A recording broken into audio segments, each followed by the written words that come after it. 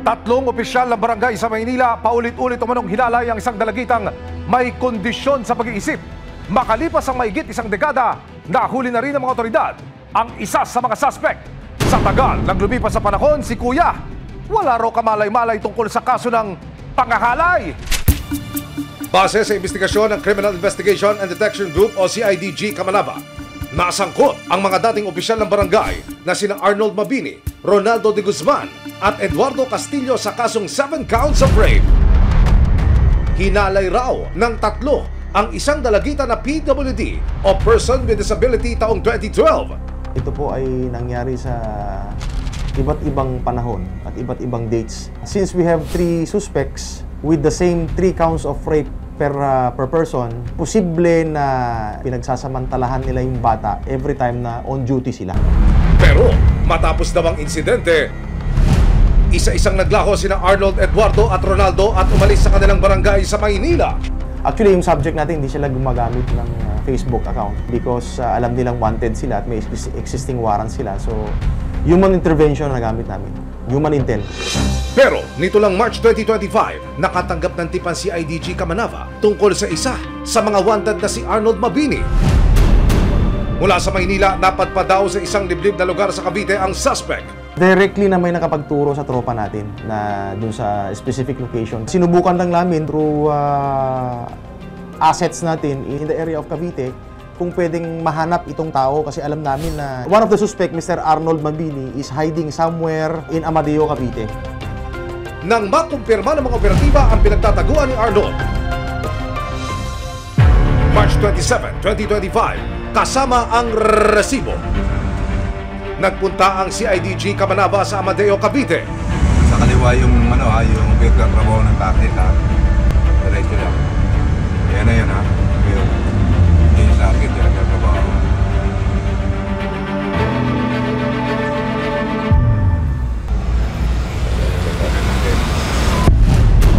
Abay, naka-duty sa isang construction site si Arnold. May hiniing ka ba, sumbong o reklamo?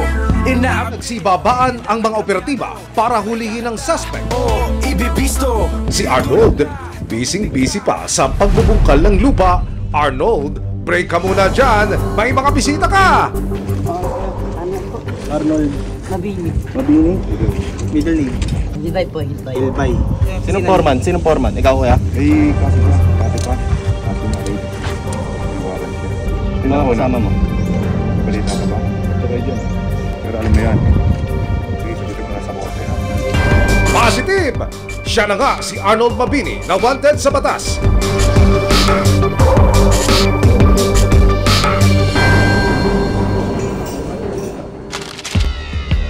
Sa panayam ng resibo sa suspect, ang say ni Arnold na damay lang daw siya sa kaso.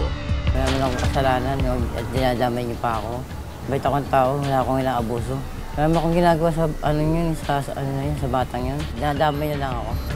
Depensa pa niya sa mahigit isang dekadang lumipas, wala raw siyang kamalay-malay na matagal na siyang wanted. Hindi mo kami na-rest yung time na yun eh. Kasi nagtatrabaho ako kaya lagi ako wala sa bahay. Nasa barangay ako nun eh, yung time na yun. Duty ako nun. Kaya yung time na nung nalaman ko hanggang ganun, nagulat na ako. May 6, 2025, nahanap ng resibo ang isa sa mga kapatid ng biktima. Buong tapang na inilahad ni Aliana ang masalimuot na pinagdaanan ng kanyang kapatid na si Michelle. Hindi nila mga tunay na pangalan. 19 na taong gulang lang si Michelle nang pagsamantalan umano ng mga dating opisyal ng barangay. Sabi niya po yung ate ni-rape ako. Sabi ko, no. Sabi niya yung mga tao po dun sa barangay, ganun po. Tinanong ko siya, paano nangyari, ganun. Kinukwento niya. Masakit sa akin habang kinukwento niya yun. Umiiyak siya, umahagulgul, malakas yung boses yung... Tapos kinakalma kasi masyado pong maingay, pinagtitinginan nga po kami. Taong 2012 nang maging runner o utusan si Michelle ng mga tauhan ng barangay. Lagi din po doon nakikikain kasi nga nga po yung buhay namin noon. Kumbaga piling tanod siya doon, ronda-ronda, nakikikain siya sa barangay. Pinapabayaan po siya ni chairman noon. Panatag po ako na nandoon siya. Buong akala ng pamilya ligtas si Michelle dahil mga tauhan ng barangay ang nag-aalaga sa kanyang kapatid na may kondisyon sa pag-iisip. Yung mga tao na yun, yung parang lagi pa akong binabati nun, para makagaanan ko sila ng loob, pero ayun pala, may masama na silang ginawa.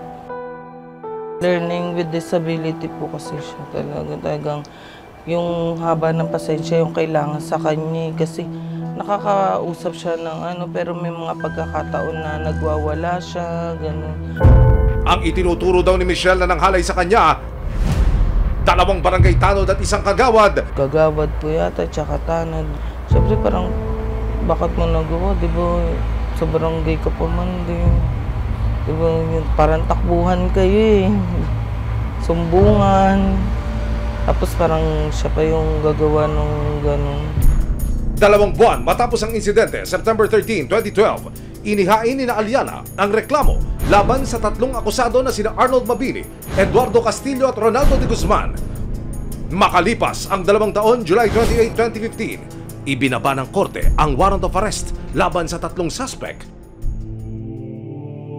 Hindi akalain ng pamilya na matapos ang 1 dekada, may mahuhuli pang suspect.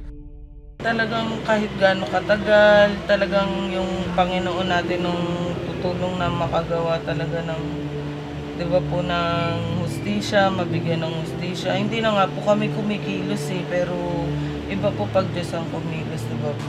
As of now, wala tayong information as to the whereabouts of the 2 suspects. We will do some casing surveillance siguro ulit. Try to look for some other avenues on how to catch these 2 suspects. We are hoping to bring justice to our victim. Base sa dokumentong nakuha ng resibo mula sa Philippine Statistics Authority o PSA, kumpirmadong pumanaw na ang 2 pang suspect na sina Eduardo Nuki at Ronaldo de Guzman. Kasalukuyang nasa custodial facility ng CIDG Camanava si Arnold at makaharap siya sa patong-patong na kaso ng Republic Act No. 8353 o Rape by Sexual Assault. Inirekomenda rin ng korte na no bail o hindi makakalaya o makakapagpiyansa ang suspect habang dinidinig ang kanyang kaso. Kung sakaling mapatunayang nagkasala, makaharap si Arnold sa habang buhay ng pagkakakulong. Panghabang buhay, nakalagay talaga dun sa warrant nila na yung kaso nila is no bail. Matagal man ang itinakbo ng panahon, mas makahihingan na raw ng maluwag ang pamilya ni Michelle ngayong 1 hakbang na sila papalapit sa inaasam na hustisya. Siguro naman po, pinagsisihan niya na po yung, di ba po, pagsisihan mo yun na yung nagawa mo sa kapatid ko.